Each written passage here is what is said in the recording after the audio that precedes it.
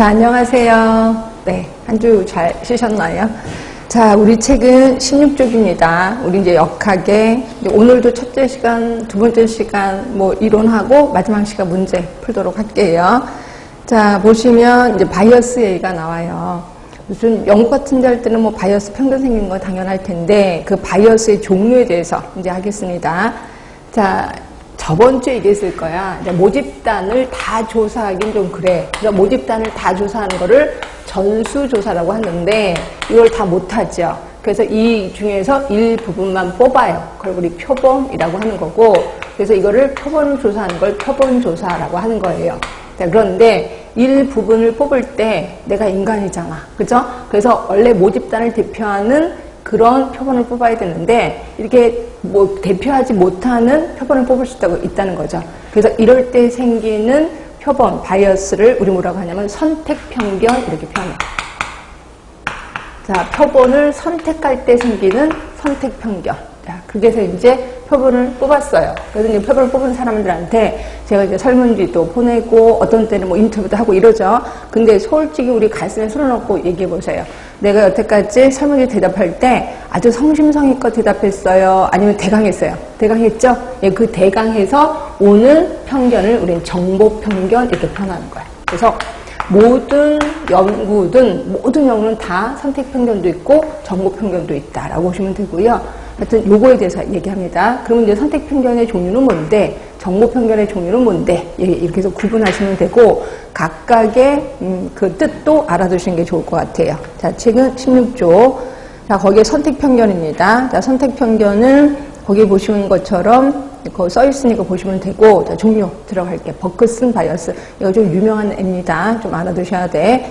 자, 이거는 이제 환자 대조군 연구에서 환자를 찾으러 갈 때 병원으로 가야 되겠죠. 근데 모든 병원에서 다 받아준다고 그래. 말도 안 되지만 다 받아주는데 그러면 우리 동네 조그만 병원에 가서 설문지 돌리실래요? 이왕 가는 김에 큰 병원 가서 돌리실래요? 예, 큰 병원 가죠.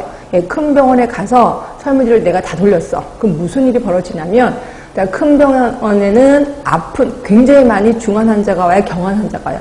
그렇지, 중환 환자가 오지. 결국 저는 중환 환자만 보게끔 돼 있다는 거죠. 그렇죠? 이렇게 해서 오는 바이어스가 있는 거고, 만약에 내가 우리 동네에서만 했어. 그러면 이거는 반대로 경환 환자만 보게 된다는 거죠. 이래서 오는 거를 이렇게 요거 버크슨 바이어스라고 하는 거예요. 자, 볼게요.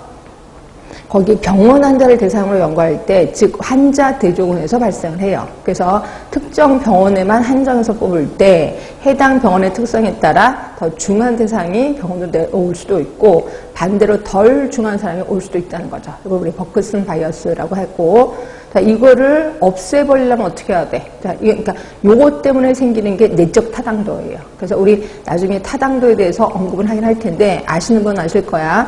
내적 타당도에 이제 신뢰가 흔들리기 시작한다. 자, 그럼 이걸 없애기 위해서 어떻게 해야 되느냐?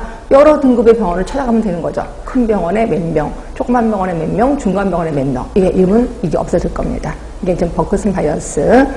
자, 그러면 두 번째 보시면 선택적 생존 바이어스예요. 요거는 우리 쪽에서는 아직까지 안 나왔는데 다른 쪽에서 문제가 좀 많이 나옵니다. 자, 예를 들어서 내가 자살을 한 사람을 대상으로 내가 이제 연구를 할 거야. 논문을 하나 쓸 거예요. 이때 사람의 뭐 심정 이런 거에 대해서 논문을 쓴다고 합시다.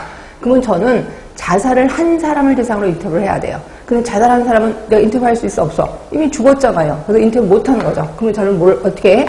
자살을 경험한 사람을 대상으로 논문을 쓴단 말이에요.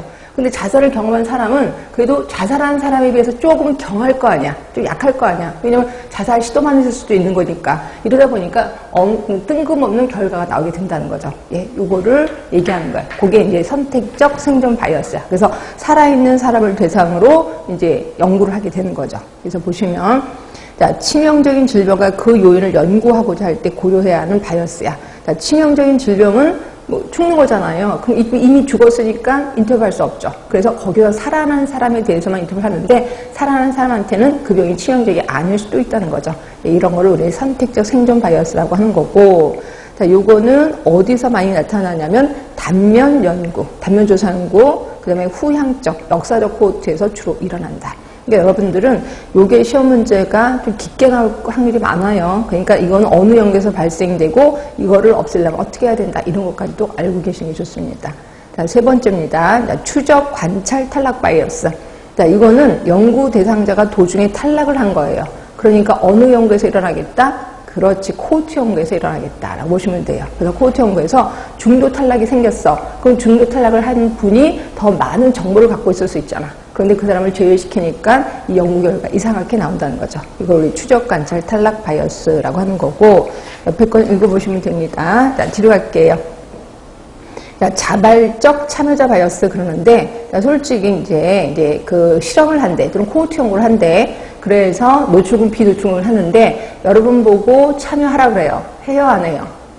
어떤 사람은, 나 그거 흥미있는데? 그래서 참여를 한단 말이에요. 어떤 사람은, 귀찮아, 나 뭐 그런 거 귀찮아. 이렇게 된다는 거죠. 결국, 참여하는 사람들은 자기가 하고 싶어서 하는 거야. 그러다 보니까 연구에 조금 더 적극적이게 되죠. 그럼 당연히 연구 결과가 좋게 나올 수밖에 없다는 거죠.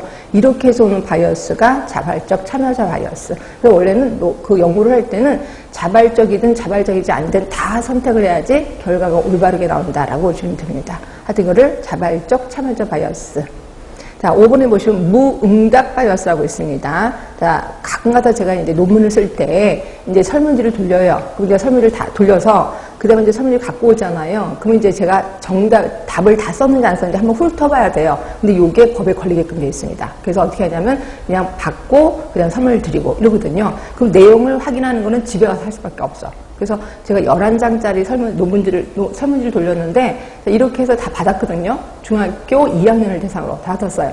그래서 이제 잘했지 이렇게 말만 하고 다 답변 다 했지 이렇게만 확인만 했습니다. 그러고 나서 집에 와서 딱 보는데 10장까지는 정말 성심성의껏 대답을 잘한 것 같아. 근데 11장째는 다 비어있는 거예요. 이럴 때 이거 어떻게 해야 돼? 이 설문지 버려야 됩니다. 기가 막힌 거죠. 그래서 이건 슬쩍 또 내가 이제 연구자가 슬쩍 답을 이상하게 이제 그걸 약간 위조를 하는 거죠. 이런 경우도 있습니다. 근데 원래는 이걸 다 버려야 된다라고 보시면 됩니다. 이게 이거예요. 무응답자 바이어스를 무응답자들을